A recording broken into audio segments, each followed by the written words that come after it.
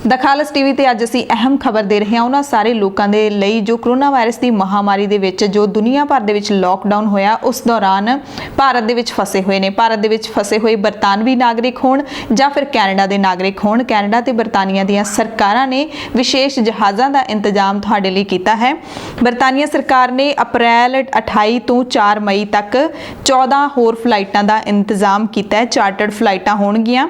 इन्हां दी जानकारी दे मुताबिक अमृतसर तो लंडन दे लई 28 अप्रैल, 29 अप्रैल, 30 अप्रैल, 1 मई, 2 मई, 3 मई ते 4 मई नूं फ्लाइटां उड्डणगीਆਂ, जिन्हां दे विच जिहड़े ब्रिटिश नागरिक ने वो वापस जिहड़ा है यूके लंडन वापस जा सकते हैं आपो अपने घरां दे विच। ये तां अमृतसर तो लंडन लई उड्डणीਆਂ ने।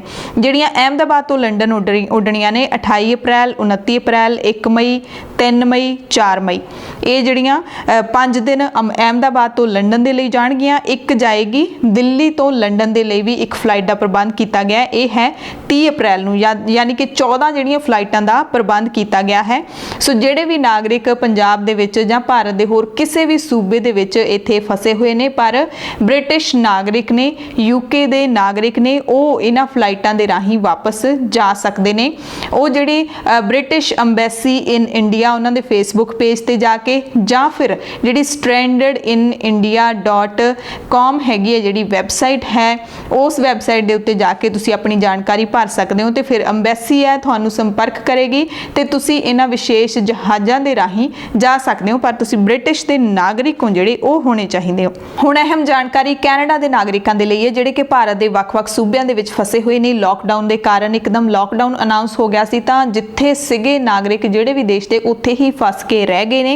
कैनेडा की सरकार ने भी अपने नागरिकों के लिए प्रबंध किया है। जिहड़ा दूजे फेज पहले फेज दी फ्लाइटां ने जिहड़ियां वो जा चुकियां ने। बहुत सारे यात्री ने जिहड़े बहुत सारे उन्हां दे नागरिक ने वापस अपने मुल्क पहुंच चुके ने। दूसरे पड़ाव दे विच 22 अप्रैल तो 3 मई तक जिहड़ियां फ्लाइटां अनाउंस कीतियां गईयां ने। अज 25 मई है, कल नूं एक फ्लाइट उड़नी है। अप्रैल 26 नूं अहमदाबाद तो दोहा कतर हुंदी हुई जिहड़ी यह मॉन्ट्रियल पहुंचेगी। उस तो बाद 27 अप्रैल नूं भी बैंगलोर तो दोहा हुंदी हुई मॉन्ट्रियल कैनेडा पहुंचेगी। 29 नूं मुंबई तो दोहा हुंदी हुई मॉन्ट्रियल पुजेगी। 1 मई नूं दिल्ली तो उड़ेगी, दोहा वाया दोहा मॉन्ट्रियल पुजेगी। ते 3 मई नूं भी दिल्ली तो दोहा, दोहा तो मॉन्ट्रियल कैनेडा जिहड़ा उड़ेगी। उस तो बाद जिहड़ा तीसरा फेज है उहदे विच खास करके पंजाब दे विच जिहड़े कैनेडा के नागरिक ने उन्हां नूं राहत मिलण वाली है, क्योंकि ये सारियां फ्लाइटां मई दे विच ने जिहड़ियां तीसरे पड़ाव दीआं सारियां अमृतसर तो उड्डणगीਆਂ। स्पैशल अमृतसर दे मतलब एक नवी गल है कि अमृतसर तो कैनेडा कोई सीधी फ्लाइट नहीं है। तो ये सिर्फ तो सिर्फ लॉकडाउन के कारण संभव हो सकिया कि अमृतसर के श्री गुरु रामदास कौमांतरी हवाई अड्डे तो अमृतसर तो कैनेडा के लिए सीधियां फ्लाइटां उड़ रही ने। सब तो पहली फ्लाइट उड़ेगी 1 मई नूं अमृतसर तो वैनकूवर, फिर 3 मई नूं अमृतसर तो टोरंटो, 4 मई नूं अमृतसर तो वैनकूवर, 5 मई नूं अमृतसर तो टोरंटो, 6 मई नूं अमृतसर तो वैनकूवर ब्रिटिश कोलंबिया, ते 7 मई नूं अमृतसर तो टोरंटो के लिए उड़ेगी। तो ये गल बहुत अहम है, जानकारी वाली है, तो तुहाडे लिए बहुत खास है कि सिर्फ तो सिर्फ कैनेडा के जिहड़े सिटीजन ने, जिहड़े नागरिक ने, वो ही इन्हां फ्लाइटां दे विच जा सकते हैं। PR जां फिर टूरिस्ट वीजे वाले वो नहीं जा सकते कैनेडा वापस इन्हां फ्लाइटां दे राहीं। सो इस दे लई फ्लाई अमृतसर इनीशिएटिव के जिहड़े ग्लोबल कन्वीनर ने समीप सिंह गुमटाला उन्होंने अपील की है कि कैनेडा सरकार विशेष उड़ाणां राहीं नागरिकों के नाल नाल जिहड़े स्थाई वसनीक ने यानी कि जिहड़े PR ने उन्होंने भी लैके जावे। हो सकता है सरकार इस ते अमल करे। उन्होंने 20 अप्रैल नूं सरकार नूं अपील की सी फ्लाई अमृतसर इनीशिएटिव ने।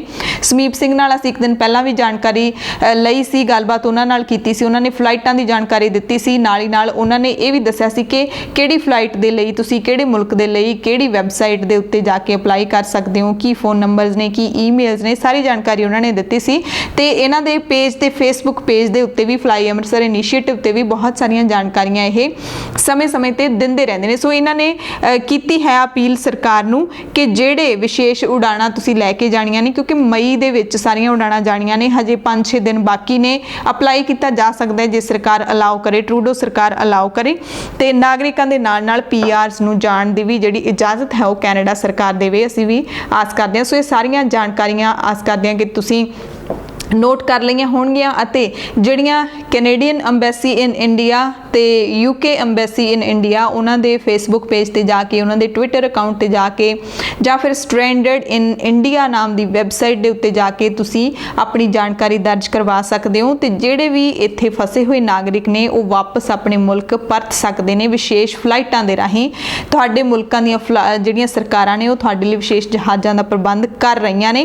ਤੇ ਅਸੀਂ ਇਹ ਵੀ ਆਸ ਕਰਦੇ ਹਾਂ ਭਾਰਤ ਸਰਕਾਰ ਤੋਂ, ਜਿਵੇਂ MP ਸੰਗਰੂਰ ਤੋਂ ਭਗਵੰਤ ਮਾਨ ਨੇ ਪਿਛਲੇ ਦਿਨੀ ਅਪੀਲ ਕੀਤੀ ਸੀ ਕਿ ਜਿਹੜੇ ਸਾਡੇ ਨਾਗਰਿਕ ਨੇ ਉਹ ਵੱਖ-ਵੱਖ ਮੁਲਕਾਂ ਦੇ ਵਿੱਚ ਫਸੇ ਹੋਏ ਨੇ, ਉਹਨਾਂ ਨੂੰ ਵੀ ਕੱਢਣ ਦੇ ਲਈ ਵਿਸ਼ੇਸ਼ ਯਤਨ ਹੈ ਜਿਹੜਾ ਉਹ ਕੀਤਾ ਜਾਵੇ। ਭਾਰਤ ਸਰਕਾਰ ਵੀ ਚਾਰਟਰਡ ਫਲਾਈਟਾਂ ਦਾ ਪ੍ਰਬੰਧ ਜ਼ਰੂਰ ਕਰੇ। ਆਪਣੇ ਨਾਗਰਿਕਾਂ ਦੀ ਕੀ ਅਹਿਮੀਅਤ ਹੁੰਦੀ ਹੈ ਇਹ ਭਾਰਤ ਸਰਕਾਰ ਨੂੰ ਦੂਸਰੇ ਮੁਲਕਾਂ ਤੋਂ ਜ਼ਰੂਰ ਸਿੱਖਣਾ ਚਾਹੀਦਾ ਹੈ।